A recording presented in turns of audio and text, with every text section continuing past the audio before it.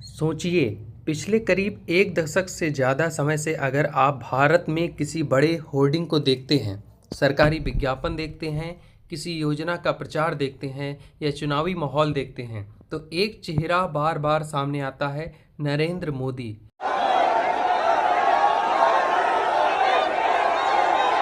ऐसा लगता है जैसे देश की राजनीति में एक चेहरा लगातार हमारी आंखों के सामने मौजूद रहा है। लेकिन अब सवाल कुछ और है। अगर कभी ऐसा वक्त आया कि बीजेपी को नरेंद्र मोदी के बाद किसी नए चेहरे की ज़रूरत पड़ी, तो वह चेहरा कौन होगा? क्या अमित शाह या कोई और, या फिर उत्तर प्रदेश के मुख्यमंत्री योगी आदित्यनाथ? यही सवाल आज की पूरी कहानी का सबसे बड़ा रहस्य है। और दिलचस्प बात यह है कि इस कहानी को समझने के लिए हमें दिल्ली से ज़्यादा नज़र लखनऊ पर रखनी होगी। कहानी शुरू होती है एक चेहरे से, जहां पर पिछले वर्षों में मोदी की सबसे बड़ी ताकतों में से एक रही उनकी इमेज बिल्डिंग। सरकारी योजनाओं से लेकर बड़े बड़े कार्यक्रमों तक, चुनावी रैलियों से लेकर सोशल मीडिया तक, मोदी की पहचान को लगातार मजबूत किया गया। उनकी कम्युनिकेशन स्ट्रेटजी इतनी मजबूत रही है कि देश के बड़े हिस्से में उनका नाम अपने आप एक राजनीतिक ब्रांड बन गया है। लेकिन सवाल यह है, क्या यह कहानी हमेशा ऐसी ही रहेगी? क्योंकि राजनीति में सबसे खतरनाक सवाल होता है, इसके बाद कौन? और यही सवाल अब धीरे धीरे बीजेपी के अंदर भी चर्चा का हिस्सा बनता दिखाई देता है। और तभी कहानी में आता है योगी का किरदार। उत्तर प्रदेश यानी भारत का सबसे ज़्यादा आबादी वाला राज्य, यहीं से निकलकर एक ऐसा नेता राष्ट्रीय राजनीति में अपनी अलग पहचान बना चुका है, जिसका नाम अब सिर्फ उत्तर प्रदेश तक सीमित नहीं है। योगी आदित्यनाथ 2017 में जब योगी पहली बार उत्तर प्रदेश के मुख्यमंत्री बने, तब शायद बहुत कम लोगों ने सोचा होगा कि कुछ वर्षों बाद उनका नाम प्रधानमंत्री पद के संभावित चेहरों में लिया जाएगा। लेकिन राजनीति में समय बहुत तेजी से बदलता है। योगी ने धीरे धीरे अपनी एक अलग पहचान बनाई। हिंदुत्व की मजबूत छवि, सख्त प्रशासन की छवि, बुलडोजर वाली राजनीति, बड़े बड़े आर्थिक लक्ष्य और सरकार की योजनाओं का जोरदार प्रचार, यानी एक ऐसी राजनीतिक शैली जिसमें कई चीज़ें आपको मोदी की राजनीति को याद दिलाती है। क्या योगी ने मोदी की प्लेबुक समझ ली है? अब जरा दोनों नेताओं की राजनीति को एक साथ रखकर देखिए। मोदी ने गुजरात में रहते हुए गुजरात मॉडल को एक बड़े राजनीतिक नैरेटिव में बदला था। बाद में यही मॉडल राष्ट्रीय राजनीति में विकास की बड़ी कहानी बना।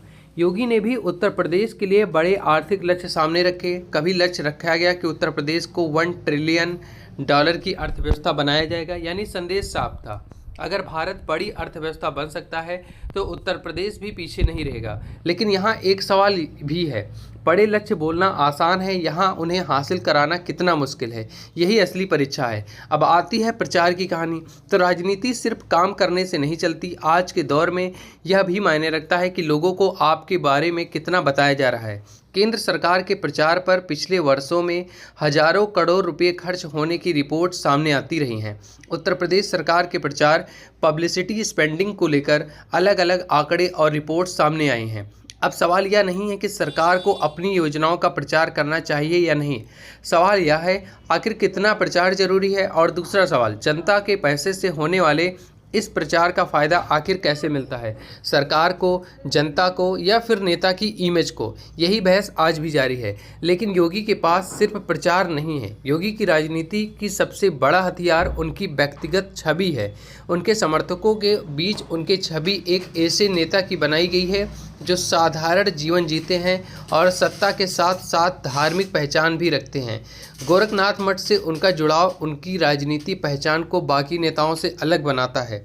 यही वजह है कि उनके समर्थकों का एक बड़ा वर्ग उन्हें सिर्फ मुख्यमंत्री नहीं बल्कि भविष्य के राष्ट्रीय नेता के रूप में देखता है। और यही चीज़ बीजेपी की भविष्य की राजनीति को दिलचस्प बनाती है। तो हम लौटते हैं समय के 2021 की कहानी भी याद रखिए। अब कहानी को थोड़ा पीछे ले चलते हैं। कोरोना की दूसरी लहर, उत्तर प्रदेश सहित देश के कई हिस्सों में स्वास्थ्य व्यवस्था पर भारी दबाव था। गंगा किनारे शव मिलने की तस्वीरों ने पूरे देश की दुनिया का ध्यान खींच लिया था। योगी सरकार भी सवाल उठे थे। इसी दौरान बीजेपी के अंतर उत्तर प्रदेश को लेकर बैठकों और संगठनात्मक बदलावों की खबरें सामने आई। यहीं पर एक नाम काफ़ी चर्चा में आया, AK शर्मा।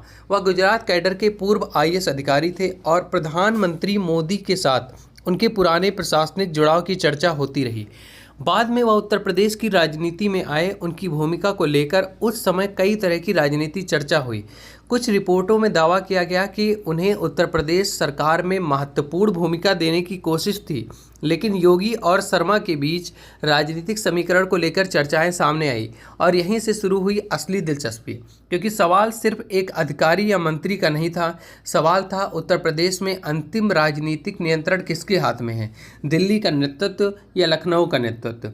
बीजेपी जैसी पार्टी में यह सवाल बेहद महत्वपूर्ण है, क्योंकि पार्टी की ताकत ही उसका मजबूत संगठन है, लेकिन उसी संगठन के अंदर अलग अलग नेताओं को अपनी लोकप्रियता भी होती है और योगी लोकप्रियता को नज़रअंदाज करना आसान नहीं है।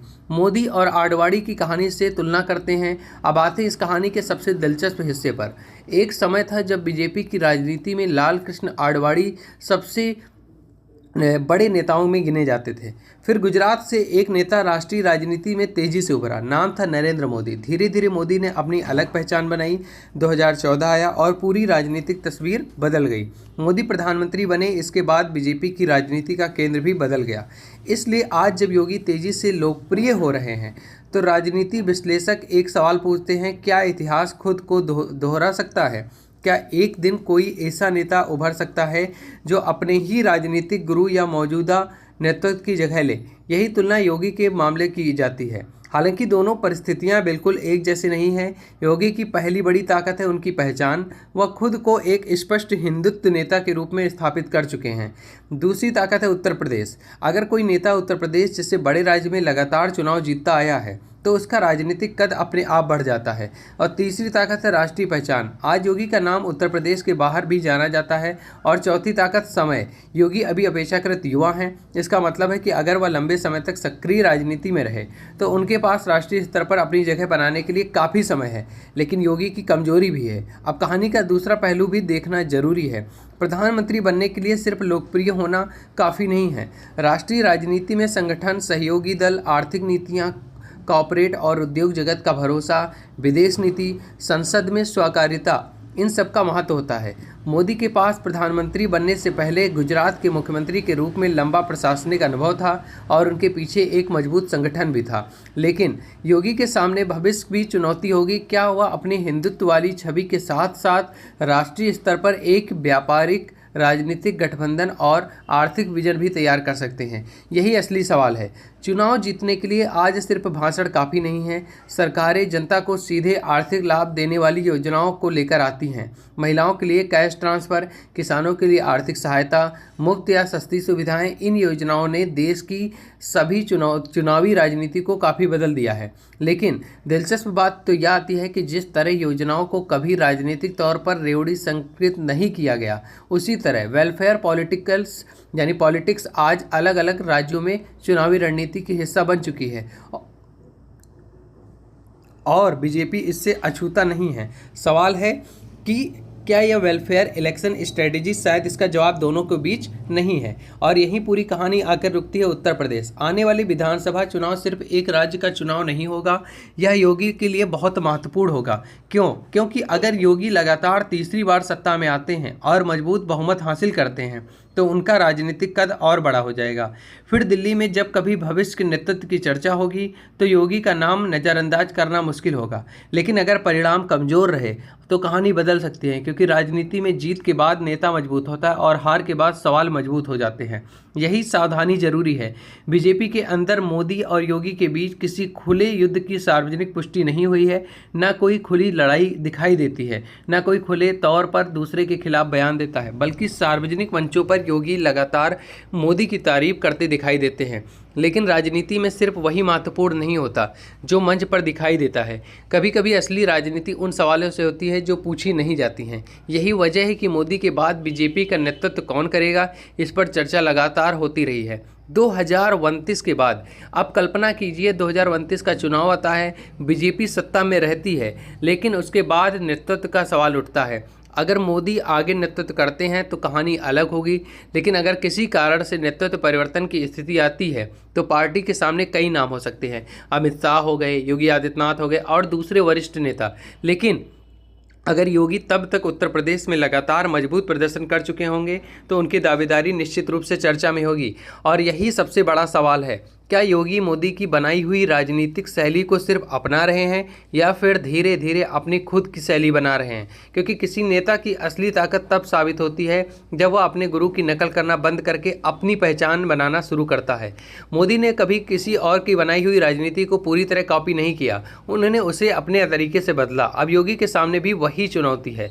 क्या वह मोदी की शैली से आगे निकलकर योगी मॉडल बनाएंगे? आखिरी सवाल, आप बीजेपी के पास नरेंद्र मोदी के पास जैसा बेहद मजबूत राष्ट्रीय चेहरा है, लेकिन राजनीति में कोई चेहरा हमेशा के लिए नहीं रहता। समय बदलता है, पीढ़ियां बदलती हैं और नेतृत्व भी बदलता है, लोगों के मत बदल सकते हैं। आज सवाल यह नहीं है कि मोदी और योगी में कौन बड़ा है, लेकिन आज सवाल यही है कि अगर कभी बीजेपी को मोदी के बाद नया चेहरा चुनना पड़ा तो पार्टी किससे चुनेगी? क्या वह चेहरा योगी आदित्यनाथ होंगे या फिर बीजेपी कोई बिल्कुल नया नाम सामने लाएगी? और अगर योगी को मौका मिला तो क्या वह मोदी की बनाई राजनीतिक विरासत को आगे बढ़ाएंगे या फिर उसे अपनी शैली में तरह बदलेंगे? यही आने वाले वर्षों की सबसे दिलचस्प राजनीतिक कहानियों में से एक हो सकती है।